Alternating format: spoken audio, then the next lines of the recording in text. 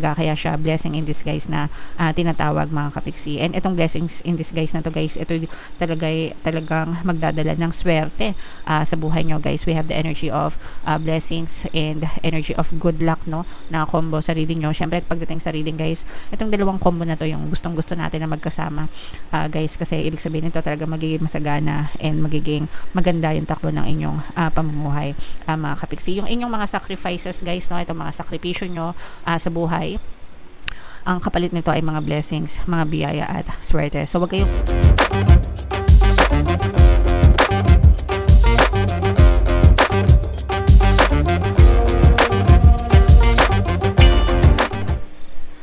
Hello guys, hello Sagittarius, welcome back to Pinoy Pixie Tarot. Ang pamagat ng episode natin for tonight is first half kapalaran ngayong April 1 to 15 para sa Sagittarius, Sun, Moon, Rising, Sign, and Venus. So, unahin natin tong deck na to guys. Tingnan natin yung mga mensahe sa inyo or yung mga paparating sa inyo mga kapigsi. So, we have care energy. Wow, meron din tayong marriage mga kapigsi, and meron din tayong fright energy. So, this is both negative and positive. Unahin natin tong negative mga kapigsi, no? For some of you, maaring meron kayong kinakatakutan, depression, nightmares, ganyan. Negative, no? Negative na sitwasyon na parang it's either hindi pa siya natatapos, pwedeng traumatic mga kapigsi, o kaya naman parang paulit-ulit na nangyayari na parang anticipation, ganyan. And parang yung iba sa inyo medyo napaparanoid, napapraning, kumbaga, okay, dahil dun sa sitwasyon na pinagdadaanan nyo. So kalma lang mga kapigsi, hindi makakatulong yung pag-overthink sa inyo, and mas maganda kung humingi kayo ng tulong sa mga tao, sa mga kakilala nyo, sa paligid nyo mga kapigsi, no, para malampasan nyo ng maayos itong mga problema na pinagdadaanan nyo guys. Kailangan nyo itong ilabas, para kasi minsan yung depression, lalo na kapag na-depress kayo, di ba, sometimes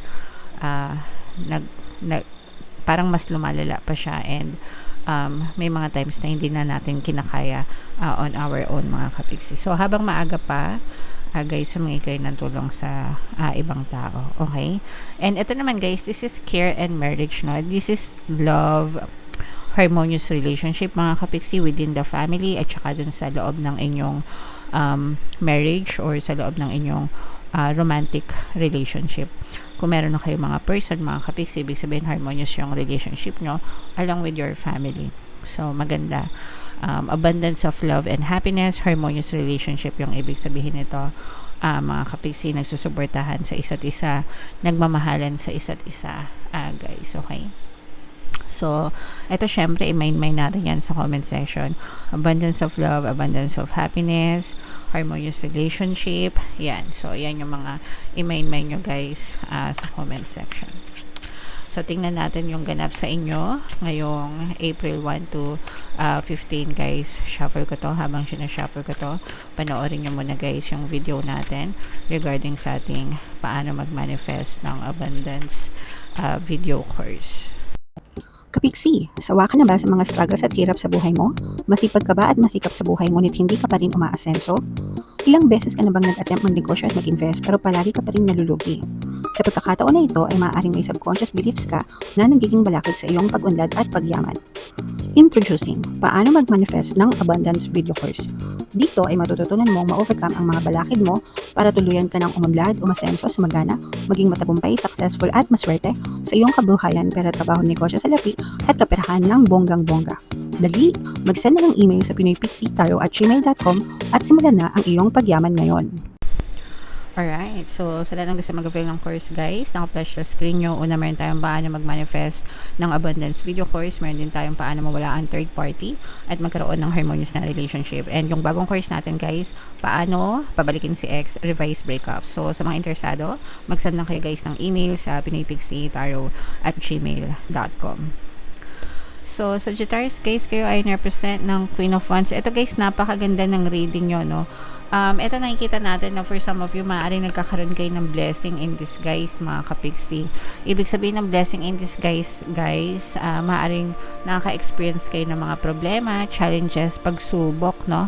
Sa buhay nyo or sa kabuhayan nyo, specifically sa kaperahan, trabaho, or kung ano man yung source of income nyo. Pero, ibig sabihin nito, guys, may mga blessings na dadating sa inyo. Yun yung ibig sabihin ng blessings in disguise. Parang merong inaalis sa'yo si universe, and then kapag inalis niya yun, merong bago na kapalit na mas maganda, mas something na deserve nyo, mas better, kumbaga, kaya siya blessing in disguise na tinatawag, mga kapiksi. And itong blessings in disguise na to, guys, ito talagang magdadala ng swerte sa buhay nyo, guys. We have the energy of blessings and energy of good luck, no, na combo sa reading nyo. Syempre, pagdating sa reading, guys, itong dalawang combo na to yung gustong-gusto natin na magkasama, guys, kasi ibig sabihin nito talaga magiging masagana and magiging maganda yung takbo ng inyong pamumuhay, mga kapiksi. Yung inyong mga sacrifices, guys, no, itong mga sakripisyo nyo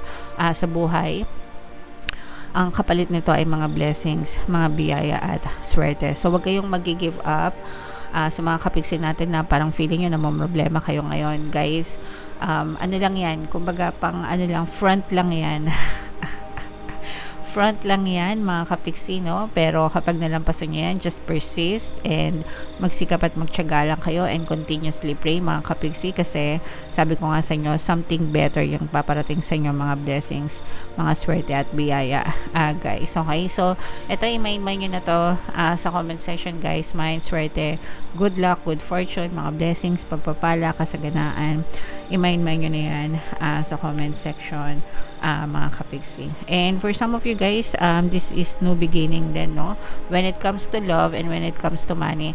For some of you, guys, I'm sensing this is more on money, no, kasi parang you will get to choose what you do na gusto nyo talaga. So, ibig sabihin, pwedeng magkakaroon kayo ng trabaho or pagkakakitaan na gustong-gusto nyo talaga. Kasi hindi lahat ng tao may ganong privilege, 'di ba? Minsan nagtsatsaga tayo sa trabaho kasi kailangan natin kumita, pero yung trabaho na napasukan natin hindi naman natin gusto, 'di ba? Tsinatsaga lang natin kasi kailangan natin kumita. Whereas merong ibang tao naman na let's say for example, hindi sila nagtatrabaho,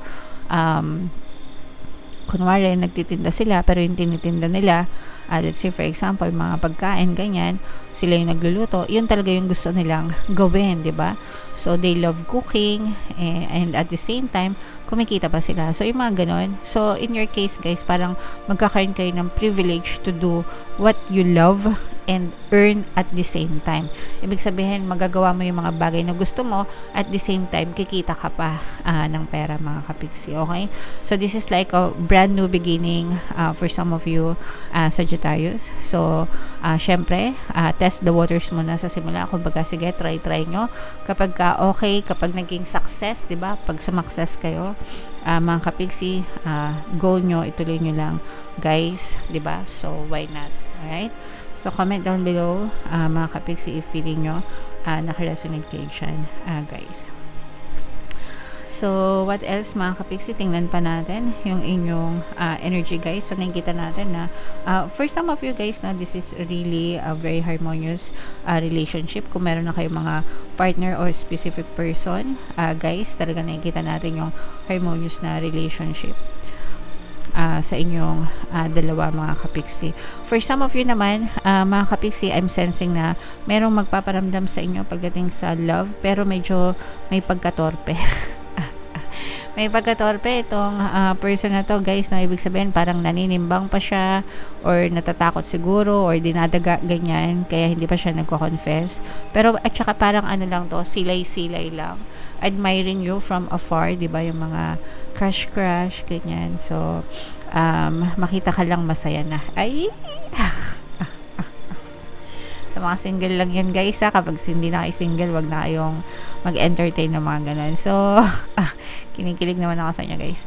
So comment down below, mga kapiksi, if feeling nyo naka-resonate kayo dyan. Sa mga nag-a-attract ng love and relationship, sa mga single, meron tayong subliminal to attract love and relationship, romantic relationship. Pwede nyo pakinggan yun, mga kapiksi, makakatulong yan sa inyo, guys. Okay? And ito naman guys, pagbutihin nyo, pagsikapan nyo yung inyong network, yung inyong connection mga kapiksi. Kasi makakatulong sila para umangat yung antas ng pamumuhay nyo. Especially kung mga negosyante kayo guys, independent, ganyan, na kumikita, mga online sellers or kahit hindi online, mga kapiksi, parang malaki yung contribution ng mga tao sa paligid mo para mapabilis, no? Mapabilis yung pag-angat mo, pag-unlad mo, pag-asenso mo. Ito ay applicable sa mga parang entrepreneur guys, okay? Mga nagtitinda, mga negosyante, or kahit hindi ka entrepreneur, pero let's say for example, baka nagtitinda ka ng lupa or mga real estate or kotse, ganyan, sa mga sales agent yan. So, mas malawak yung network, mas mabuti, mas mapapabilis yung iyong pag-unlad at pag-asenso guys, okay? Alright, so wag kayo mahiyang humingi ng tulong sa mga ganyan. Pag hindi kayo natulungan, wag sumama loob nyo, no? Kasi ibig sabihin hindi sila yung niche nyo mga kapiksi, pero just go and push, and one day makikita nyo rin yung para sa inyo guys, okay? So, comment down below guys, no? Ito, again, wag nyo na itong palampasin, i-mind nyo na itong combo ng blessings at swerte mga kapiksi sa comment section, at saka itong harmonious relationship guys, i-mind nyo na. Alright? So, bunot lang tayo ng isang card pa dito para sa inyong additional message, Sagittarius. Cycle of life, night magic, crossroads, letting go. Ito yung sinasabi natin na letting go mga kapiksi, kasi for some of you, maaaring may mga blessings in disguise talaga na dadating sa inyo, no?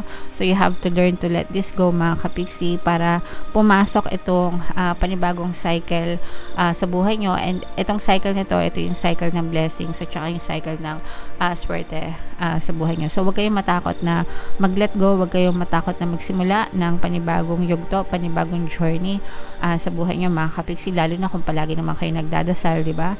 And alam nyo naman na masipag kayo, tapos positive pa yung mental diet nyo guys, wala kayong dapat katakutan.